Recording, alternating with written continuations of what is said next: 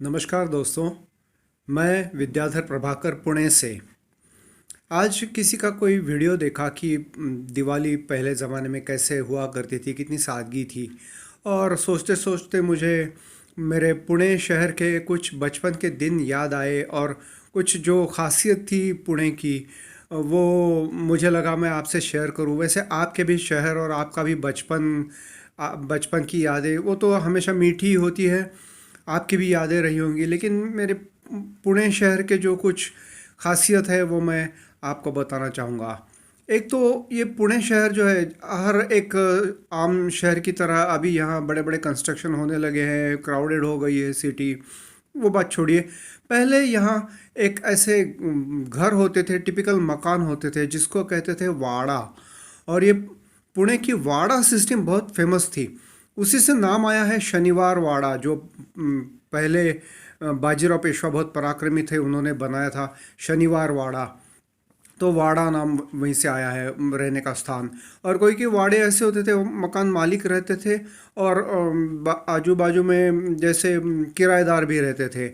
और ये वाड़े की खासियत मैं आपको बताऊंगा। ये एक तो बस ज़्यादातर मिट्टी के या ईंट के बने रहते थे, और अंदर से बहुत ठंडे रहते थे, खास करके गर्मियों में।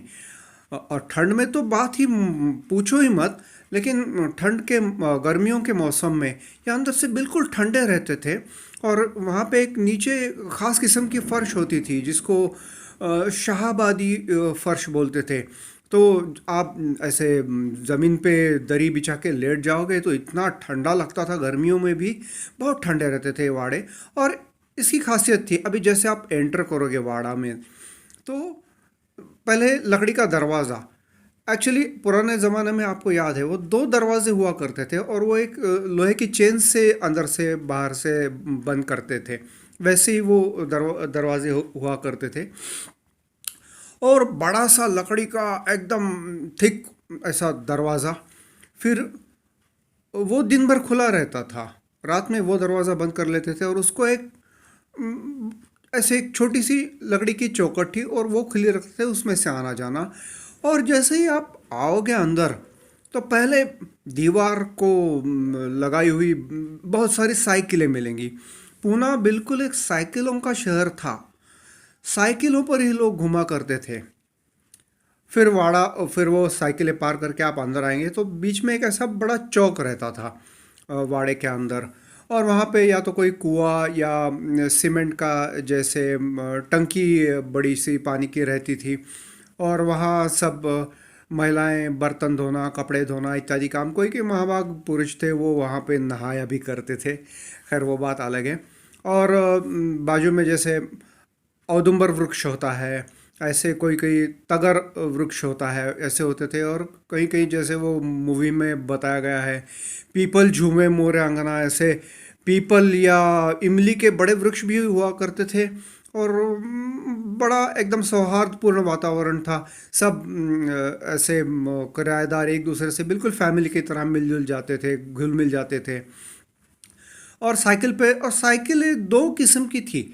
एक तो मेरे जैसे आम लोग जो थे वो एटलस साइकिल, और जो थोड़े स्टेटस से रहना चाहते हैं उनके पास हरक्यूलिस।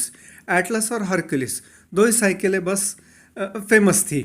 और कॉलेज के ज़माने का एक एक खासियत वो ये थी कि एक ऐसी झोली लटकाए, उसमें सब नोटबुक वगैरह डाल के जाते थे, उसको शबनम बैग कहते थे। समझ लो वो एक फैशन स्टेटमेंट ही बन गया था। तो वो एक वैशिष्ट था। और जैसे हम कॉलेज में आए तो जीन्स और खादी का कुर्ता, ये एक स्टाइल स्टेटमेंट बन गया था। तो खैर, ये साइकिलें लड़कियां लड़के दोनों चलाते थे। लेडीज साइकिल जेंट्स साइकिल अलग हुआ करती थी। लेकिन साइकिलों का, अभी वो टू व्हीलर्स का शहर हो गया है, पहले साइकिलों का शहर था। और रस कितने भी बड़े और कितने भी भीड़ भाड़ वाले रास्ते होने दो, ट्रैफिक दो तरफा हुआ करती थी। मतलब इतनी ट्रैफिक कम थी कि दो तरफा ट्रैफिक होती थी। वन वे टाइप ऐसा कोई शायद ही कोई रास्ता रहा होगा पुणे में। और बड़े बड़े रास्तों के बाजू में घने बड़े छायादार वृक्ष हुआ करते थे। और वृक्ष के नीचे कोई चमार अपनी छोटी सी दुकान खोले बैठा है, बक्सा लेकर बैठा है। और एक विशेषता ये थी कि वो एक खास किस्म की चप्पल यहाँ पे मिलती है, लेदर की, कोल्हापुरी चप्पल कहते हैं, तो वो लोग पहनते थे। और चप्पल टूट गई तो फेंकने की आदत नहीं थी, लोग उसका अंगूठा टूट गया या वादी टूट गई, वो सोल निकल गया, तो वो चमार से वो रिपेयर करवाते थे। तो वो चमार लोग बैठे थे, कोई किसी पेड़ के नीचे कोई चाय की टपरी लगाई है, चाय की गाड़ी लगाई है, चाय का ठेला, चाय या भजिया या जो लोग अंडा खाते तो अंडा बुर्जी, इस तरह की चीज़ें वहाँ पे मिला करती थी। दूसरी पुणे की विशेषता ये थी कि गर्मियों के मौसम में यहाँ पे गन्ने के दुकान लगाए जाते थे। गन्ने का जूस निकालना, गन्ने का रस, उसको रसवंती गृह कहा करते थे। और रसवंती गृह में जाके गन्ने का जूस पीना, ये एक बड़ी मतलब अहमियत थी।